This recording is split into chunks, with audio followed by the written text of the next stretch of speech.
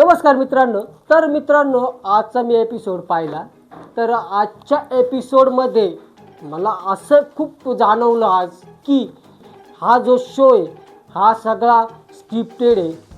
की त्या शोमध्ये राखी स्क्रिप्टेड करते की स्वतःहून बिग बॉसचा शो जे मेन आहे ते त्यांना स्क्रिप्ट देत आहे आणि त्या पद्धतीने शो चाललेला आहे. कारण की आज जर धरलं गेलं तर यांना ज्यांना नॉमिनेट करायचं होतं आणि ज्यांना वाचवायचं होतं ते बरोबर वाचले आणि ज्यांना नॉमिनेट करायचं होतं ते बरोबर नॉमिनेट झाले. तर असं का झालं? आता तुम्ही जर उदाहरणं धरलं तर तन्वीच्या समोर प्रभूला केलं उभं. जर तन्वीच्या समोर जर विशालला जर उभं केलं असतं, त्यांना माहिती विशाल नॉमिनेट झाला असता, तन्वी नॉमिनेट नसती झाली, नाही तर मग तो तास रद्द झाला असता. असं काहीतरी घडलं असतं. तसं नाही झालं. आणि इथं दीपालीच्या समोर राकेशला उभं केलं. का? त्यांना माहिती आहे या दोघांमध्ये एक जण नॉमिनेट होईल, दीपाली नॉमिनेट होईल आणि राकेश वाचेल.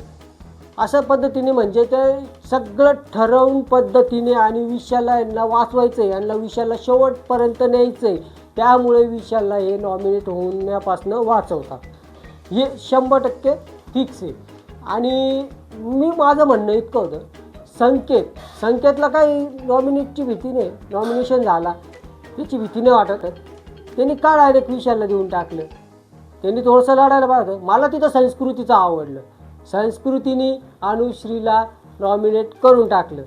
का संस्कृतीने का द्यायला पाहिजे अनुश्रीला? अनुश्रीला का वाचवलं पाहिजे?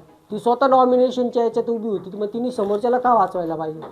तसं संकेत खेळला नाही. संकेतचा इथं गेम मला लो वाटला आणि संस्कृतीचा गेम भारी वाटला.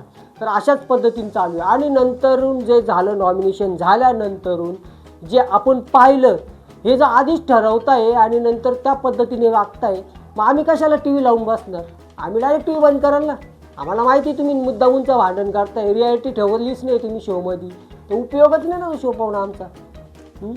त्यामुळं म्हणतोय जर बिग बॉस जर यांना स्क्रिप्ट लिहून देत नसेल आणि हे राखी स्क्रिप्ट स्वतःची तयार करत असेल, मग ही न सांगता पण यांना करता आलं असतं, मग ते थोडंसं खरं वाटलं असतं. प्रोमो दिवसभर इतका दाखवता या असं झालं भांडण, तसं झालं भांडण, पण आम्हाला नंतर बिग बॉस पाहिल्यावर कळतं ना की हे जर ठरवून भांडणं करताय मग याचा अर्थच होत नाही ना काही.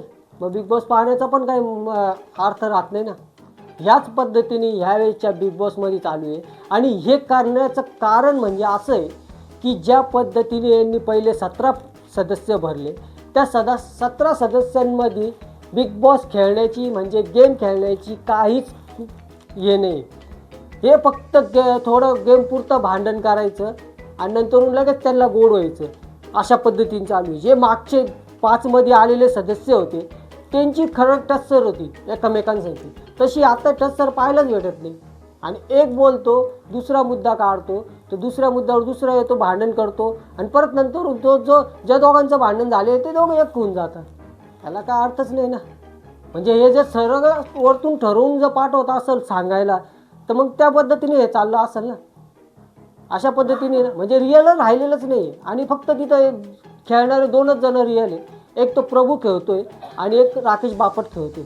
हे दोघं फक्त रिअल खेळत आहे. यांना जर समोरचा काही बोलला हे उत्तर देऊन मोकळे होऊन जातात. भांडण नाही, तंडण नाही, काही नाही, पण उत्तर देऊन मोकळे होऊन जातात. मग रिअल शोमध्ये रिअल जो व्यक्ती असतो तोच खरा बिग बॉसमध्ये नंबर 1चं स्थान असतो ना. अशा पद्धतीने हा सगळा शो चालू आहे. आणि विशालचं धरलं तर गेलं तर विशालला त्यांनी एवढं नॉमिनेटपासून वाचवलं संकेतनी, आणि नंतर विशालच भडकाभडकी करत होता राखी संगती मिळून. म्हणजे धरायला गेलं तर हे सगळं स्क्रिप्टेड लिहिलेलं आहे आणि पाहायला पण एवढा इंटरेस्ट येत नाही आणि ठरवून सगळं चाललेलं आहे.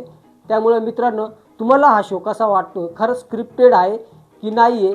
तर मला तर हा स्क्रिप्टेड आत्ता समजूनच गेला हा स्क्रिप्टेड आहे. पण तुमचं मत सांगा कमेंट करून. आणि व्हिडिओ आवडले असेल तर लाईक करा, शेअर करा आणि सबस्क्राईब करा.